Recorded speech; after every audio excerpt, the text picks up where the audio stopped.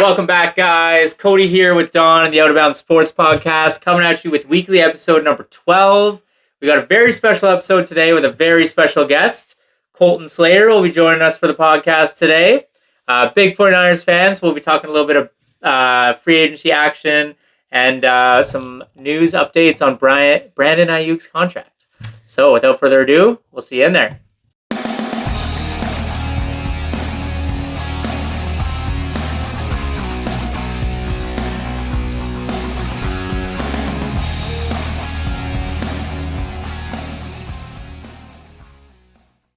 All right, so weekly episode number 12 is underway. We're back. We're better than ever. Special guest here. Don, why don't you kick us off for this 12th installment here? All right.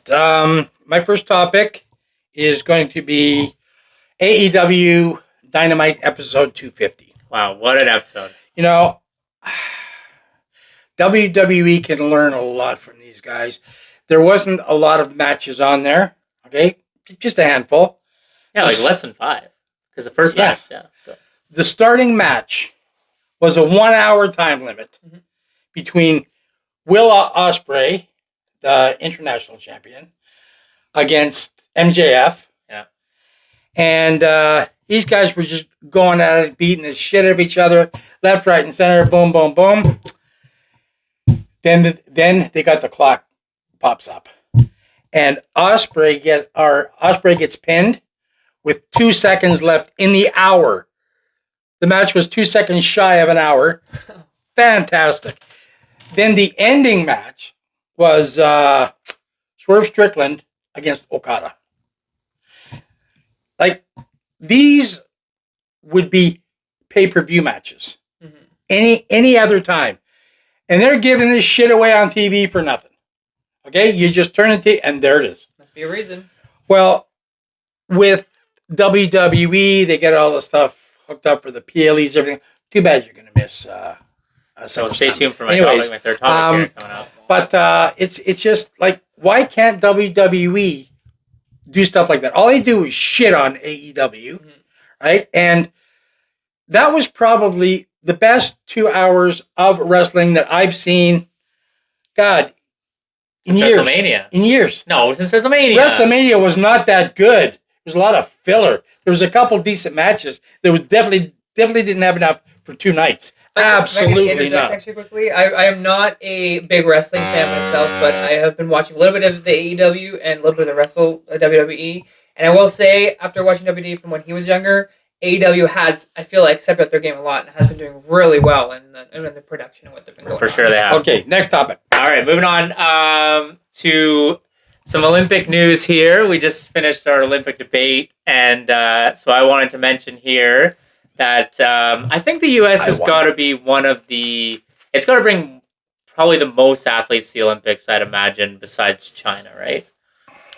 I think so. Don't talk to me about the Olympics. So I just wanted to mention the big news. The flag bearer for the United States is LeBron James will be carrying the flag for the 600-plus athletes following him from the USA. Almost all NBA players. This will be the third time a basketball player has carried the flag for the U.S. team. The other 2 were female players, Sue Bird and Dawn Staley, in 2021 and 2004, I think, respectively. This will be LeBron James' 4th and most likely final Olympics. So I'm kind of, I saw the news. I was kind of happy to see LeBron James carrying the flag. I mean, he's put so much time. He's put so much effort into his basketball career, into U.S. basketball, into the NBA as a whole. I mean, his legacy will carry on. The dude's 39, and if you've watched any of the pre-qualifier games heading into the Olympics, I mean, they played Germany yesterday. They played the Germans yesterday, and they were losing. They were losing against Germany. This team that only has a couple NBA players on it. Oh, and LeBron James was actually the one that sparked the comeback and made them go in a pre-Olympic game. Are we factoring that in now? And Germany was also the team that won the FIBA, which is the Basketball World Cup last year. So just want to throw that in there for you. He won gold in 2008 and 2012, and the 2000 with the USA, and they lost. They came in 3rd place in the 2004 Olympics in his first outing. So 4th Olympics for LeBron, he'll be carrying the flag. All right, Don. All right. Catlin Clark effect is real. We all know. And I will tell you why it's real. What sport can I not stand watching, Cody? Apparently every Olympic Women's sport beach and volleyball. basketball. Basketball, because I cannot stand the squeaking of the shoes on the floor. Apparently, they put a man on the Old moon in man alert. '69. Apparently, but they couldn't stop the sneakers from squeaking. You Anyways, gotta have grip. there I was, minding my own business. And I saw there was a WNBA game on. And then I saw who was playing. It's Catlin Clark. I had no interest in ever in my life watching a WNBA game. I put that thing on, and what does she do? Just for me. Thanks, Catlin. In her 26th professional game, breaks the single game assist record with 19. Yeah, in her rookie year, which is pretty crazy. That's why I said her 26th career game. Yeah. Okay? But that was not a rookie record. No, That's a WNBA record. I said it was a WNBA Yeah, record. yeah, I was just clarifying. It was clear when I said it. Anyways, so I'm not saying that I am becoming a WNBA fan by no stretch of the imagination, but I will be if she's on, if her team's on. Yeah. I'm watching it Yeah. because that's like the passes behind the back. Oh, just Well, boom! Like I've even she's had people at the crazy. bar ask multiple times when they're playing, "Hey, can you throw the Indiana Fever game on? Hey, can you Yeah. put the Indiana Fever game I on?" know. Yeah, everyone wants to see her play. Well, And Caitlin Yeah. Clark effect. Yeah. And I don't care what anybody says, Angel Reese. They are coming to see her. The TV stats show it. The packed arenas show it. Okay, they're coming to see her. Your games, attendance is lower. And sorry, I'm not watching your games. And they won. They actually won the All-Star game against the U.S. national team. Next. All right. So speaking of wrestling, we'll go back to SummerSlam. I was able to catch Raw for the first time last night, and I have to say, I was pretty impressed with the card overall. It was exciting stuff. I got to see Liv Morgan and the storyline with her, Mommy, and Dom, and we were little precursor to the upcoming pay-per-view, which is next week, August 3rd. Oh, I got it off, by the way. So I might be watching that with you, but Oh, no, I'm going to be busy now. just want to talk about the stack card. Like I'll be this, here. this will literally be like a mini WrestleMania, in my opinion. We were talking about this last night with the match line, like the lineups that they've had. That Damian Priest and Gunther will be an awesome match. The storyline that they're doing is great. Bailey and Nia Jax, Bailey. Liv Morgan will be fighting Rhea Ripley. Cody Rhodes and Solo Sikoa. You know there's going to be some bloodline action, maybe even a return for Roman Reigns if it's not before that. Logan Paul and LA Knight will finally battle it out. And then you'll get the big one, the one that everyone's going to be looking forward to. CM Punk versus Drew McIntyre, which they announced last night. And they also announced that it'll be Seth freaking Rollins as our special guest referee. So if you don't know what special guest referee is, it's when they take a WWE wrestler. It's a special guest referee, so they'll take anyone, and he'll be refereeing the match. And he's in this feud. It's a 3-way feud, so it'll make the match a little bit more Wow. interesting. So Yeah, this, Sounds very legit. Yeah.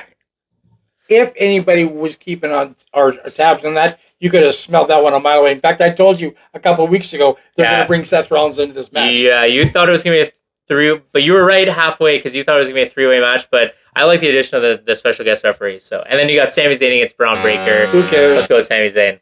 All right, moving on to our final topic. Colton here, as you probably can't tell, or maybe you can tell, huge 49ers fan. He's been following them for the last couple of years. Big Brock Purdy fan. We actually went to a game last year, Giants versus Niners. Acquired the jersey home opening, and it was a 49ers blowout, by the way. It was a Giants. blowout. Yeah, sad news for the Giants. I thought every game was a blower against the Giants. Yeah. Probably. It's looking like that Not the last next couple season years. though. We're gonna have DJ come back. Jones He's gonna gonna do like neighbors. It's gonna be a good season. But I wanted to touch. I saw some interesting notes this morning. So there's been a whole back and forth this whole offseason with Brandon Ayuk and the Niners, right? Yeah. They can't come to terms with the contract. Contract talks have been here. Contract talks have been there. It's been up. It's been down. There's been speculation he's going to be there. They say they want him there, but they don't have enough money to pay him. They've had a lot of restructuring this past season. Purdy's contract's coming up, right? Next season. He's They going want to to be make a sure they huge have room for contract when that. the year goes. Jed York, the owner of the 49ers, already said it's going to be a big contract for Purdy. and That has to be, eh? it's gonna have to be a lot of money. They've got a lot of good players. Like it's so hard to keep a team like that when you got Christian McCaffrey, who gets paid the highest. I think he's the highest paid running back now, right? Nick Bosa's the highest paid defense. Yeah, and then you got Deebo Samuel, you got George Kittle, you got Brandon, you got they've got so many players, and like Deebo Samuels, So and they did draft a rookie receiver, Parcell, right? Yeah. So and he actually just was reported today he had an injury off campus, and he's on the injury list as of right now. Oh, is it looking like he'll play, or? It's looking like he'll play. I think it's looking like it's going to be a little bit of time off, a little bit of. But today was the first day of training camp, so and it was reported that Brandon Ayuk was there. I was surprised to see. That's what I was saying. That's why I want to bring you on here and talk about it, because I was a little bit surprised to see Ayuk. I haven't seen too much reporting on it. I'm assuming. I mean, it looks like good news if he's at training camp. Usually, I know Nick Bosa last time when he was in training talks, he wasn't at the training camp. So it's an interesting mix of events. We'll see how it goes on. And, we'll see what happens. Yeah. All right, guys. That's it for today. Episode. Sorry, number 12 is in the books. Week episode. No, this is a strong episode. It's one of our stronger ones. We're getting better each episode. We're getting better each time. We're not really great on the timing, but you know what? It's still fun either way. I want to give a special thanks to Colton for joining us this episode. We've been trying to get him on for a couple weeks. You'll probably see him make a couple more appearances come the NFL season when we're in full swing and there's lots of action going on. So we'll be covering that a lot. We might even be doing a Tuesday, introducing a Tuesday episode series as well, where we'll be covering the NFL and stuff like that. Breaking news! Everyone Sports Podcast. Breaking news. So stay tuned for that. But once again, make sure you smash that like button. Turn on the subscribe to us so you can get all of our future videos, and turn those notifications on so you get notified every time a new video comes out. We're coming out with 2 to 3 every week, and Don's pumping out the shorts as well. Do it. You won't regret it, guys. You won't regret it. Thank you very much, Colton. So thanks again, and we'll see you guys next time. Later. Take care. Bye.